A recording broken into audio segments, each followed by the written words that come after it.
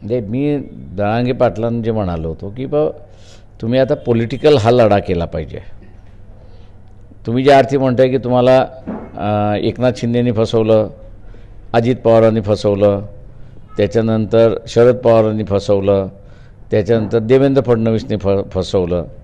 आता त्यांच्यावरतीच तुम्ही जर विश्वास ठेवणार असाल तर तुमची पुन्हा फसगत होणार आहे. आता फसगत करायची नसेल तर पॉलिटिकल पॉवर ही तुम्हाला उभी करा, आणि लोक उभी राहिलेली आहेत. तेव्हा आम्ही सरळ म्हणालो जरांगे पाटलांना आपल्याच माध्यमातून की जालना कॉन्स्टिट्युन्सी त्यांनी लढावी, इंडिपेंडेंटली लढावी ते. आणि दुसरं त्याच्यामध्ये जे आहे म्हणजे जरांगे पाटलांचं हे आंदोलन सुरुवात झालं, माझी माहिती अशी आहे की ओबीसीवाले सुद्धा मोर्चे काढायला निघालेले आहेत.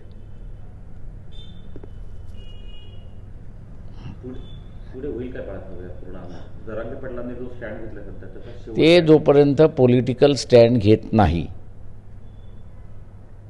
तोपर्यंत ते पाहिजे ते करू शकणार नाही.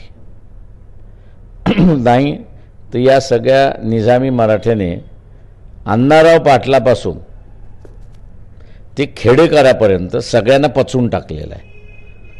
तेव्हा जरांगे पाटील ही त्यातले वेगळे आहेत हे जर दाखवायचं असेल त्यांना, तर त्यांनी जालना लोकसभा ही जिंकली पाहिजे, लढली पाहिजे. जिंकतील ते ह्याची माझी खात्री आहे.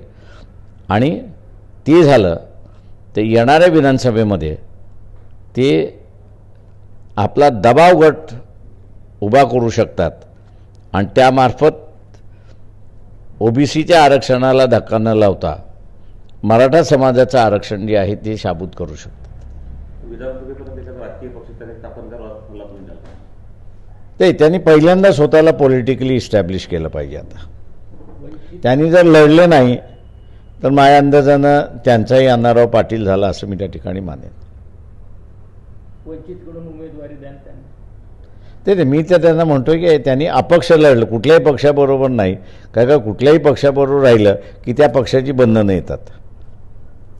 त्यांना असणारं त्यांची मागणी आत्ता जर पाहिली आपण तर वंचितशिवाय त्यांना असायला पाठिंबा कोणीच देत नाही आहे. काँग्रेस तर बोलत म्हणजे डबल भाष्य चाललेलं आहे. सभागृहामध्ये मान्यता का नाही तर टांगती तलवार आहे, आतमध्ये जाल, बाहेर आलं की आमचा पाठिंबा, म्हणजे बाहेर आलं तर त्यांचा विरोध. NCP नरोबा कुंजोबा अशीच असणारी परिस्थिती आहे. BJP जे आहे मुकामार म्हणतो आपण तसं मुकामार सहन करते. त्याच्यामध्ये फक्त असणारी ॲक्टिव्ह भूमिका जी आहे ती असणारी एकनाथ शिंदेची आहे. आणि त्यालाही आता एकनाथ शिंदेनाही जरांगेने कंडेम करून मोकळा झालेला आहे. राजगृहावर काल दर्शन देऊन गेले वाटतं. जे स्मारकच आहे त्याच्यावर स्मारकावरती कोणी येऊ शकतं. फक्त एवढंच आहे की ते किती वाजता येणार ह्याचं काही टायमिंग कळवलं नव्हतं.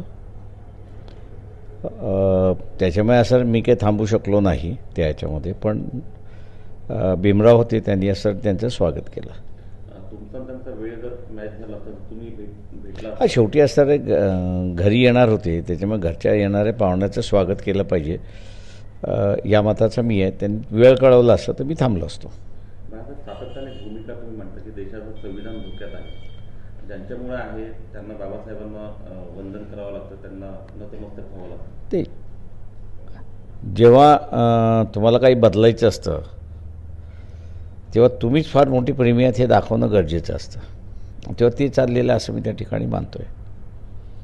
कालच्या भेटीमध्ये काही म्हणजे काल त्यांनी जे दर्शन घेतलं त्याच्यामध्ये काही त्यांना मेसेज द्यायचा असतो? हो, त्यांना असायला तोच मेसेज द्यायचा की आम्ही असं बाबासाहेबांना मानतोय, त्याच्यामुळे इनडायरेक्टली आम्ही संविधान मानतोय. पण कुठंही RSS आणि BJP यांचं कुठंही स्टेटमेंट नाही अधिकृतरित्याने की आम्ही ह्या संविधानाला मानतोय असं कुठंही स्टेटमेंट नाही. त्याच्यामुळे असं त्यांनी कितीही नाटकं केली BJP आणि RSSनी, त्यांचा खरा चेहरा आता हा समोर आलेला आहे की त्यांनी जी 1950 साली शपथ घातली होती की येणाऱ्या 100 वर्षामध्ये आम्ही इथली परिस्थिती बदलू आणि हे संविधान बदलू, ही जी त्यांनी शपथ घेतली होती, त्यांना असं वाटतं आहे की आत्ताच्या याच्यामध्ये आपण असं खरं करू शकतो आणि ते त्यांचं चाललेलं आहे. बाळासाहेब, 27 महाविकास आघाडीची बैठक होते, आज एक बैठक होती, मला वाटतं पुढे ढकलली गेली. वंचित बहुजन आघाडीचं निमंत्रण होतं काय?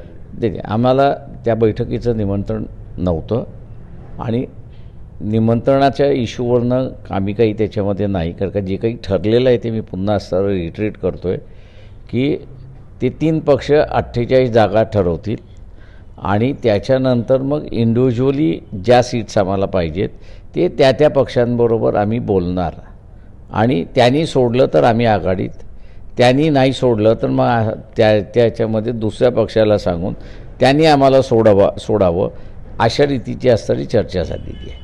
शिवसेनेने 18 जागांच्या पूर्ण आता चटणी सुरू केली आहे. त्यांनी तिथले समन्वयक निवडलेले आहेत. मुंबईतील 4 जागेवर त्यांनी त्यांचा इंटरनल प्रश्न आहे, तो इंटरनल प्रश्न महाविकास आघाडी बघतील. 27ला जो मीटिंग होता महाविकास आघाडीची, त्याच्यात त्याचा निर्णय होईल. मग बाळासाहेब आंबेडकरांना वंचित बहुजन आघाडीला ज्या जागा मिळतील त्या नेमकं शिवसेनेच्या कोट्यातून मिळतील की महाविकास? नाही, तिथे असं ठरलं आहे की आम्हाला ज्या जागा पाहिजेत त्या समजा काँग्रेसच्या कोट्यामध्ये असेल तर आम्ही काँग्रेसशी बोलणार, त्या शिवसेनेच्या कोट्यामध्ये असेल तर आम्ही शिवसेनेशी बोलणार, ते NCPच्या कोट्यामध्ये असेल तर आम्ही NCPशी बोलणार. म्हणजे व्यक्तिगत पक्ष इंडिव्हिज्युअल पक्षाबरोबर वंचित आघाडी बोलणार अशी परिस्थिती आहे. म्हणजे तुमचं सर्व सुरळीत सुरू आहे असं म्हणता येईल?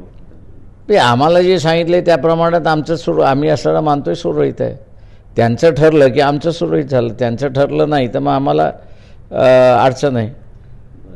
साधारणतः कुठपर्यंत ही बोलणी कंप्लीट होईल आणि पुढच्या काय माहिती आता किती दिवसात ते पूर्ण करते, त्याचा टाईमटेबल आमच्याकडे नाही. तो त्यांनी त्यांचा टाईमटेबल दिला पाहिजे त्या ह्याच्यामध्ये, त्या सगळ्या ह्याच्यामध्ये. आणि त्यांनी फायनल केला पाहिजे एवढंच फक्त मला वाटतं. काय टाइम बाउंडिंग असेल? आमचं काही टाईम बाउंडिंग नाही आहे, आमचे कार्यक्रम चाललेले आहेत. तो आम्ही आमची मशिनरी जी आहे ती ऑइलिंग आम्ही करतो आहोत, जेणेकरून आघाडी झाली की त्या आघाडीच्या पाठीमागे आम्हाला सर्व पूर्णपणे उभं करता येईल. दोन्ही तयारी आहे इकडं आणि 48 जागांची तुमची तयारी सुरू आहे असं म्हणता येईल किंवा मग नाही, 48 जागेंची आम्ही उमेदवाराची नाही फायनल हे करतो ना, आम्ही असं सभा घेतो. बाळासाहेब, केंद्रीय नेतृत्व जे आहे काँग्रेसचं हायकमांडवर, त्यांच्याशी काही पुढच्या काही काळात काही भेटीगाठी आहे का? मी महाराष्ट्र सोडून जाणारच नाही आहे, त्याच्यामुळे असं इलेक्शन होईपर्यंत. त्याच्यामुळे दिल्लीतले नेते महाराष्ट्रात आले तरच त्यांच्या भेटीगाठी होतील, नाही तर नाही.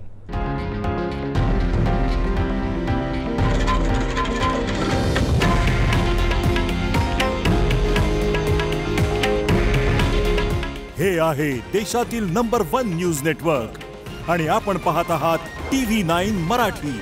काळजी तुमची, हित महाराष्ट्राचं.